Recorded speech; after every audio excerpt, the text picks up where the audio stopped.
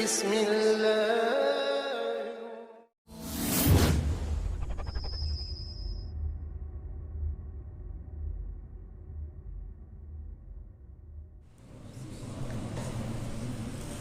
Alhamdulillahirabbil alamin.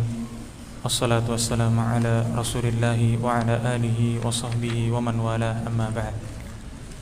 Akhwas sekalian, Bapak, Ibu-ibu, kaum muslimin dan muslimat yang mudah-mudahan senantiasa dirahmati oleh Allah Subhanahu wa taala. Di pembahasan yang lalu kita telah membahas beberapa ayat dari surat Al-Ma'un ketika Allah Subhanahu wa taala berfirman, "Ara'aital ladzi yukadzibu bid-din fadzalika alladzi yad'ul yatim wala yahuddu ala ta'amil miskin."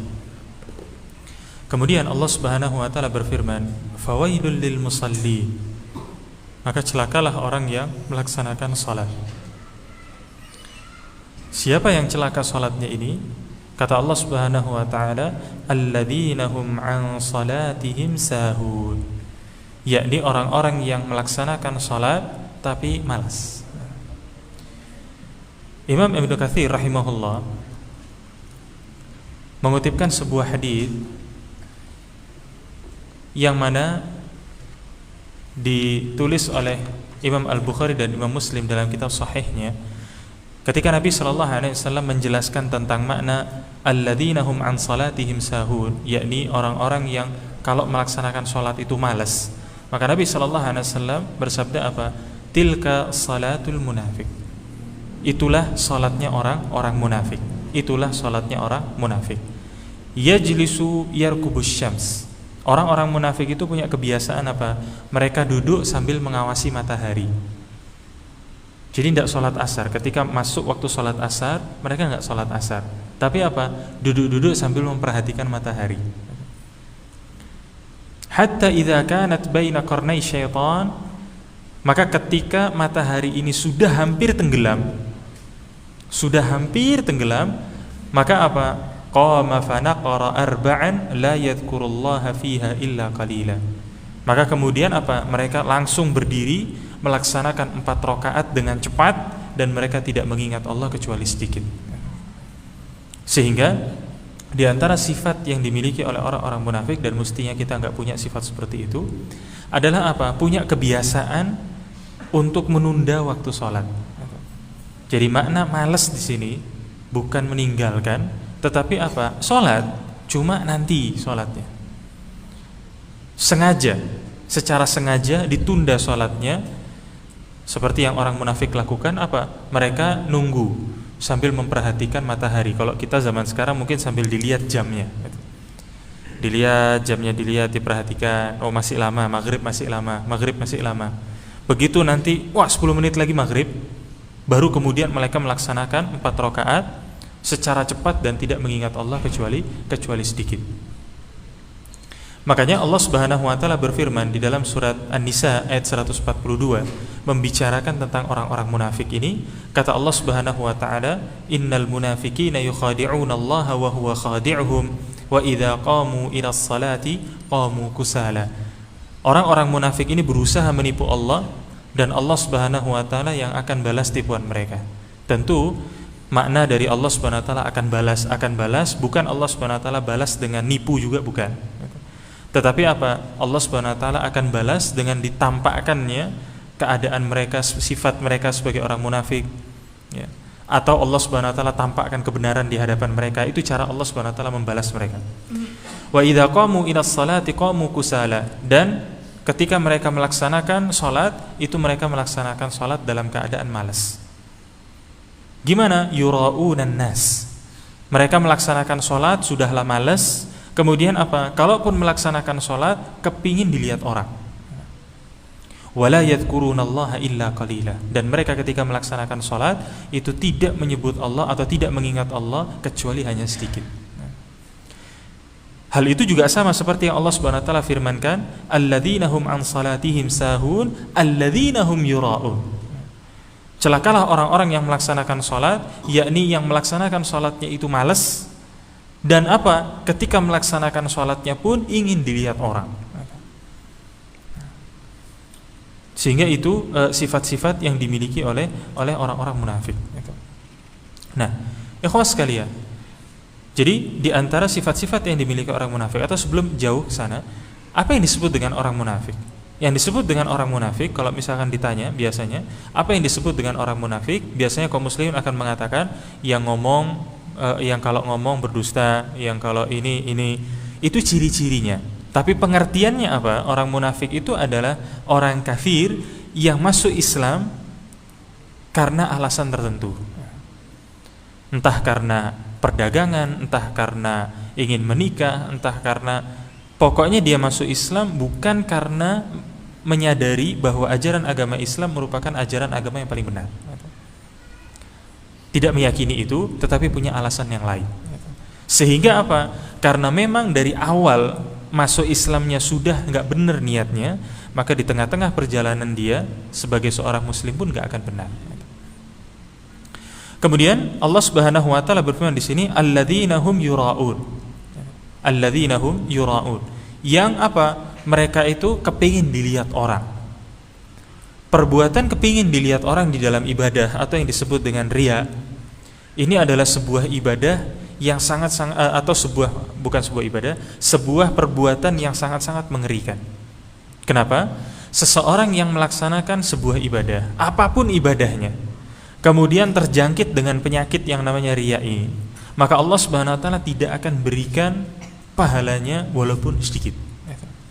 Terserah amalan yang dia lakukan ini besar, biayanya besar, tenaganya besar, Allah nggak peduli. Begitu kita tempelkan di situ penyakit yang namanya riya, Allah langsung nggak akan memberikan pahalanya. Rasulullah SAW menjelaskan bahwa apa? Nanti pada hari kiamat Allah akan ada seruan, siapa saja yang di dunia beramal mengharapkan balasan dari orang lain, maksudnya mengharapkan balasan dari selain Allah, maka silahkan dia minta balasan pahalanya kepada orang tersebut. Dan tentu pada hari kiamat nanti tidak akan mungkin ada orang yang kemudian bagi-bagi pahala. Tidak mau, semuanya sendiri-sendiri. Semuanya sendiri-sendiri. Nggak akan kemudian nanti antum datang, Ustadz minta bagi pahala. Tidak ada, saya tidak kenal. Sendiri-sendiri kita.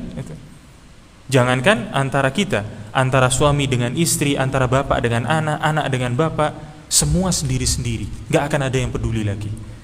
Dan pahala yang dimiliki oleh orang tidak akan mau dia bagi-bagi. Tapi Allah Subhanahu wa taala katakan apa? Siapa yang dulu melaksanakan ibadahnya seperti itu, minta sama orang itu. Enggak usah minta sama Allah Subhanahu wa taala itu. Nah, ikhwas sekalian, sifat yang namanya riya ini terkadang dihembuskan oleh setan kepada orang-orang yang sudah mengerti tentang permasalahan halal dan haram. Sebagai salah satu jebakan yang disiapkan oleh setan, karena dia sudah tahu ketika orang ini disuguhi sesuatu yang haram, orang itu akan mengatakan, "Ndak, ini haram." Dia bisa sudah membedakan. Maka setan akan cari jalan yang lain, gimana caranya untuk merusak amalnya orang ini. Dihembuskanlah dengan cara yang namanya riya. Sehingga ikhwas sekalian, hendaknya seseorang menjaga agar jangan sampai kemudian amalnya ini terjangkiti dengan yang namanya riya. Kemudian apa? Sahabat Ibnu Abbas radhiyallahu anhuma mengatakan bahwa Nabi sallallahu alaihi wasallam bersabda, akan ada tiga kelompok orang yang apa? Mereka akan menjadi kelompok orang yang masuk neraka duluan. Mungkin kalau kita dengar, masuk neraka duluan, jadi pertama kali yang masuk neraka ini mereka. Pasti bayangan kita ini pembunuh, peminum arak, pezina, pasti bayangan kita begitu. Karena ini orang kelompok yang akan masuk ke neraka pertama kali. Siapa itu? Yang pertama adalah orang yang berjihad di jalan Allah. Yang kedua adalah orang yang mempelajari ilmu dan juga mengajarkannya dan juga membaca Al-Quran. Kemudian yang berikutnya adalah orang yang bersedekah. Loh, kok bisa begitu? Ini amalan-amalan yang dilakukan oleh orang-orang ini, semuanya ini amalannya, balasannya itu pahala. Orang yang gugur di jalan Allah Subhanahu wa taala, berperang di jalan Allah kemudian gugur, balasannya surga. Orang yang mempelajari ilmu agama, mempelajari ilmu agama kalau kemudian dia melaksanakan perjalanan, melaksanakan safar yang jauh untuk mempelajari ilmu agama. Para ulama mengkategorikan mereka itu sebagai orang yang mirip seperti orang yang berjihad di jalan Allah. Kemudian orang yang mengajarkan ilmu agama. Orang yang mengajarkan ilmu agama, Nabi SAW sabdakan apa? Seluruh makhluk yang ada di bumi dan seluruh makhluk yang ada di langit, semuanya akan minta akan ampun kepada orang yang mengajarkan ilmu agama. Sampai ikan yang ada di dalam air ikut-ikutan mendoakan kepada orang tersebut. Orang yang membaca Al-Quran, Nabi SAW katakan, Man qara'a harfan min kitabillah falahu hasanah. Siapa yang baca satu huruf dari Al-Quran, maka apa? Dia akan mendapatkan satu kebaikan, dan satu kebaikan ini dilipat gandakan jadi 10. Wal hasanatu bi asyri amsalihha. Besar pahalanya orang baca Quran. Orang bersedekah, besar pahalanya. Tapi kelompok orang-orang ini justru menjadi orang yang masuk ke neraka pertama kali. Dan semua sebabnya karena apa? Karena satu penyakit ini. Makanya penyakit ini termasuk penyakit yang cukup mengerikan. Ketika orang yang berjihad ditanya, kenapa engkau berjihad? Maka orang ini mengatakan, saya berjihad karena engkau, karena saya ingin mendapatkan balasan. Maka kata Allah Subhanahu wa taala, engkau berdusta, engkau bohong. Engkau melaksanakan jihad itu karena ingin disebut sebagai pahlawan, ingin disebut sebagai orang pemberani. Faqad qil, dan julukan itu kamu sudah dapat di dunia, sudah didapatkan di dunia. Kemudian Allah suruh para malaikat untuk menyeret dia, dimasukkan ke dalam neraka. Orang yang mempelajari ilmu dan juga orang yang mengajarkan ilmu, ketika ditanya kenapa kok kamu harus capek-capek mempelajari ilmu? Karena orang bisa mengajarkan ilmu itu harus belajar dulu. Tidak mungkin terus kemudian saya menghilang selama 4 tahun kemana, ke Gunung Merapi, terus kemudian duduk di sana selama 4 tahun, pulang jadi kiai. Gak bakal bisa kayak gitu. Pasti belajar dulu, capek, lelah, pusing, stres kadang karena lelah, karena terlalu banyak ujian dan yang lain sebagainya. Terus setelah itu harus mengajar lagi. Kenapa kok itu dilakukan? Kenapa kok harus capek-capek seperti itu? Sekali lagi orang ini mengatakan kami ingin mendapatkan pahala. Kata Allah Subhanahu wa taala, tidak bohong semuanya gitu. Kalian mengajarkan, kalian belajar ilmu agama, kemudian kalian ajarkan karena kepingin disebut sebagai orang alim, kepingin disebut sebagai orang, oh ini Masya Allah orang ilmunya banyak gitu. Itu tujuannya. Dan kamu sudah mendapatkan julukan itu di dunia. Orang yang baca Quran sama.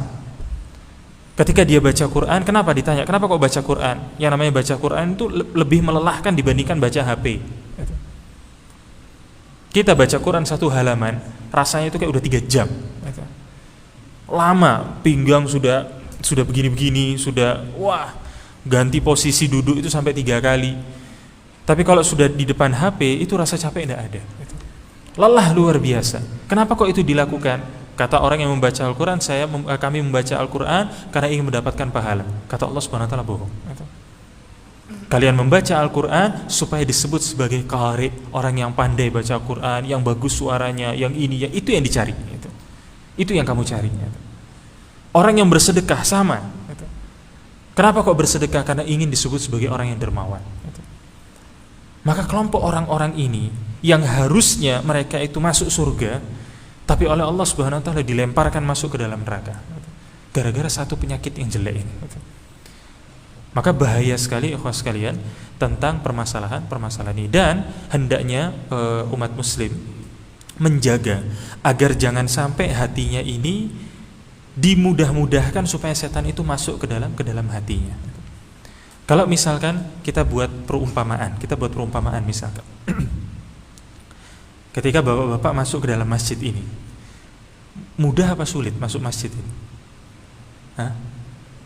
Mudah apa sulit? Mudah. Kenapa? Karena pintunya dibuka, ya kan? Yang di sini tidak ada pintu, di sana pintu, di sini pintu, di sini pintu, pintunya dibuka. Sekarang kalau saya kunci pintunya, bisa nggak masuk? Bisa nggak? Bisa. Ini ada kaca, kita pecahkan. Bisa kan? Tetap bisa.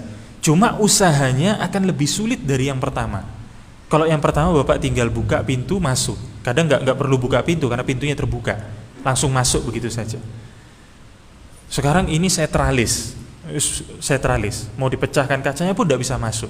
Masih bisa masuk? Masih jebol atapnya ini. Gitu. Kita naik ke atas, kita jebol, turun dari atas pakai tali. Lebih sulit dari yang kedua. Gitu. Maksudnya itu apa? Hati kita mestinya dibuat seperti itu. Gitu. Jangan kemudian hati kita ini seperti hari raya Lebaran, open house. Jadi dibuka selebar-lebarnya, setan mau masuk silahkan. Enggak, jangan kayak gitu. Gitu. Dengan cara apa kita membuka ini? Dengan cara kita memposisikan diri supaya kemudian hati kita ini jadi sulit untuk ikhlas di dalam beramal. Gitu. Sebagai contoh ya, sebagai contoh. Yang biasa sering terjadi. Ketika seseorang pulang haji. Kalau sekarang kan mungkin tidak ada ya. Sebelum-sebelumnya bagi yang pernah melihat, dan kalau nanti sudah normal saya sarankan untuk Bapak melihat. Ketika ada orang pulang haji, kalau Bapak nunggu di asrama haji, maka ketika turun dari bis itu apa? Banyak sekali orang-orang Indonesia atau banyak sekali raja minyak yang keluar dari bis gitu. Ya, mukanya Indonesia gitu. Pakai jubah, kemudian pakai, kalau di sini apa namanya, serban, iya, serban, terus kemudian pakai yang hitam itu, kalau di sini apa namanya itu? Ana enggak tahu bahasa Indonesianya. Kalau orang Arab bilangnya ikol. Itu, terus kemudian pakai kacamata hitam, tangan kiri pegang tasbih, tangan kanan pegang tongkat. Gitu. Loh Ustaz, apakah enggak boleh baju kayak gitu? Boleh, halal, silahkan antum mau pakai silahkan. Gitu. Cuma masalahnya pakaian itu hanya dipakai ketika turun dari bis. Gitu. Ketika turun dari bis. Gitu. Ketika sehari-hari pakaian itu tidak dipakai. Gitu. Pakaian itu tidak dipakai. Gitu. Sehari-hari tidak dipakai. Gitu. Maka apa? Orang tersebut memposisikan dirinya untuk kemudian sulit menjaga hatinya tentang keikhlasan amalan yang sudah dia laksanakan selama di tanah suci. Gitu. Seakan-akan dia ingin menyampaikan kepada orang bahwa saya ini barusan haji loh. Seakan-akan begitu. Maka apa? Apakah nggak boleh Ustaz saya beli baju? Boleh, silahkan pakai. Silahkan pakai nanti di rumah. Bergaya di depan istrinya. Saya kepingin jadi raja minyak 15 menit misalnya. Pakai pakaiannya nggak masalah. Belum lagi kemudian apa? Sebagian kaum muslimin sengaja pesan ke keluarganya sebelum dia pulang, bikin spanduk. Bikin spanduk, taruh di depan gang. Selamat datang Haji Abdurrahman. Semoga menjadi haji yang mabrur, misalnya. Yang bikin siapa? Saya. Oh, apakah nggak boleh Ustaz? Secara hukum sah-sah saja. Tapi apakah kita bisa menjaga hati kita kalau kemudian ada tulisan seperti itu? Sulit. Maka model-model seperti itu mesti kita hilangkan, jangan dilestarikan. Kalau mau pakai baju itu silahkan. Kecuali kalau kita misalkan Ustaz saya mau nanti pakaian itu menjadi pakaian keseharian saya.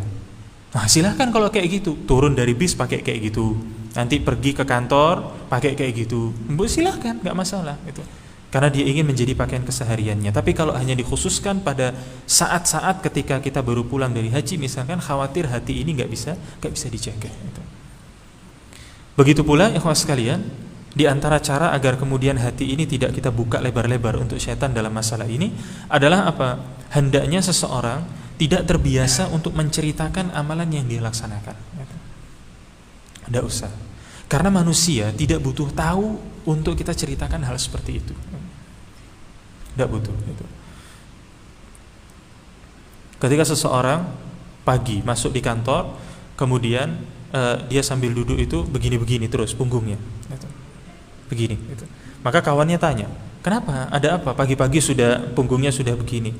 Ini tadi malam itu jam 3 saya ya kebiasaan lah ya, namanya biasa saya 11 rakaat gitu.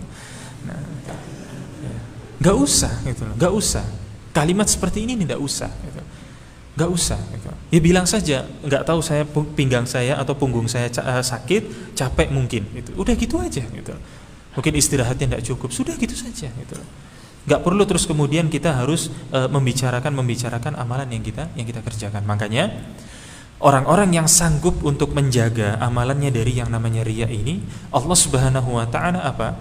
Berikan ganjaran yang luar biasa.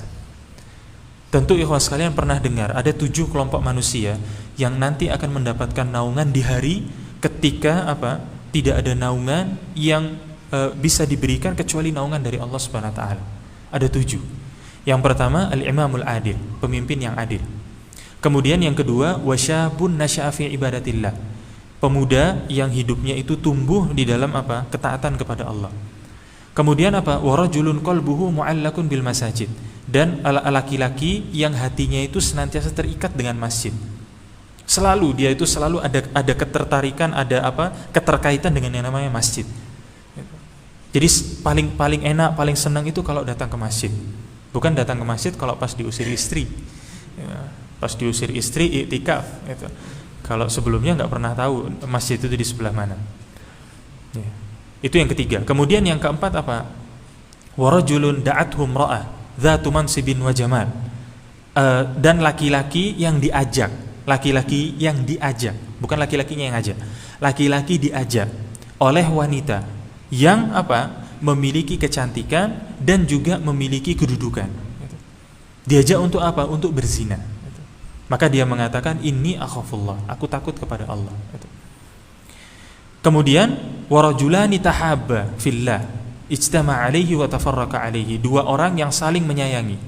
Mereka berjumpa karena Allah dan berpisah juga karena Allah. Nah, kemudian 2 terakhir dari 7 yang ada adalah orang yang bisa menjaga amalnya dari dari yang namanya riya. Nabi SAW katakan warajulun tasaddaqa, dan laki-laki atau seseorang yang bersedekah fa akhfaha, kemudian dia sembunyikan sedekahnya, hatta la ta'lamu shimaluhu ma tunfiq yaminuhu, sampai tangan kirinya tidak mengetahui apa yang dilakukan oleh tangan kanannya. Kalimat ini bukan sebuah hukum, bukan sebuah hukum agama. Maksudnya saya pernah dapat bukan di Pontianak, saya pernah dapat waktu salat Jumat saya duduk di shaf kedua, kemudian ada kotak amal itu jalan. Orang di depan saya ketika dia mau masukkan uangnya itu ke dalam kotak ini, maka tangan kirinya ditaruh di belakang. Awalnya saya nggak ngerti maksudnya apa. Setelah saya pikir-pikir, mungkin dia mengamalkan hadis ini, disangka kalau bersedekah itu tangan kirinya sembunyikan dulu ke belakang, supaya nggak tahu. Bukan. Maksudnya Ini adalah ungkapan kiasan, menunjukkan bahwa tangan kirinya yang paling dekat dengan badannya ini saja tidak tahu, apalagi orang lain, maksudnya itu begitu. Jadi orang ini saking menyembunyikannya sampai anggota badannya saja dikatakan nggak tahu dengan apa yang dilakukan oleh tangan kanannya, saking disembunyikan betul-betul. Kemudian yang ketujuh, warajulun dzakarallahu khaliyan fafadat ainah, kemudian seseorang yang mengingat Allah Subhanahu wa taala di dalam kesendirian. Dia mengingat Allah Subhanahu wa taala, mengingat kebesarannya sendirian. Enggak ada siapapun, enggak ada anaknya, enggak ada istrinya, enggak ada kawannya, enggak ada siapapun, sendirian. Dia mengingat kebesaran Allah Subhanahu wa taala, takut dengan kekuasaan Allah Subhanahu wa taala, takut dengan dosa-dosanya, takut dengan siksa Allah Subhanahu wa taala, lalu kemudian fafadat aina, maka air matanya pun menetes. Kenapa? Kalau kemudian kita dalam keadaan sendiri, mengingat dosa-dosa kita, mengingat kebesaran Allah, kemudian sampai meneteskan air mata, ini keikhlasannya terjamin. Tapi kalau di depan bapak-bapak sekalian kemudian saya nangis-nangis, ini bisa ikhlas, bisa enggak. Apalagi misalkan dilihat itu panitia masjid sudah menyiapkan kotaan besar, makin keras nangisnya. Jadi seperti itu. Nah, sehingga Allah Subhanahu wa taala memberikan kedudukan yang luar biasa bagi orang yang dapat menjaga hatinya. Orang munafik gak bisa seperti itu. Maka hati-hati dengan permasalahan ini. Alladzina hum an salatihim sahun, alladzina hum yura'un wa yamna'unal ma'un. Dan juga wa yamna'unal ma'un, mereka menolak al-ma'un. Kalimat al-ma'un di dalam tafsir Ibnu Katsir dijelaskan dengan makna yang bermacam-macam. Al-ma'un ada yang mengatakan bahwa yakni mata'ul bait. Yang dikategorikan sebagai al-ma'un itu maknanya apa? Perkakas rumah. Ada juga yang mengatakan bahwa apa? Al-ma'un maksudnya apa? Yamna'unaz zakah. Maksudnya menolak membayar zakat. Jadi maknanya seperti itu. Maka sebagian ulama tafsir mengkategorikan bahwa kata al-ma'un ini adalah kebaikan yang banyak yang berkaitan dengan harta. Jadi kelompok orang-orang munafik ini adalah orang-orang yang malas sholatnya. Kalaupun sholat kepingin dilihat. Kemudian apa? Yang namanya sedekah atau membantu orang lain sangat tidak mau. Sehingga sifat-sifat seperti ini hendaknya tidak boleh ada di diri seorang muslim. Maka itu ikhwas sekalian, lanjutan pembahasan dari pertemuan yang lalu. Dan saat ini kita akan masuk ke surat yang berikutnya. Nah, surat yang berikutnya adalah surat Al-Quraisy. Cuma surat Al-Quraisy ini ada kaitannya dengan surat yang sebelumnya, yakni surat Al-Fil. Sehingga untuk membahas surat Al-Quraisy kita akan bahas dulu surat Al-Fil supaya nanti kemudian nyambung pembahasannya. Nah,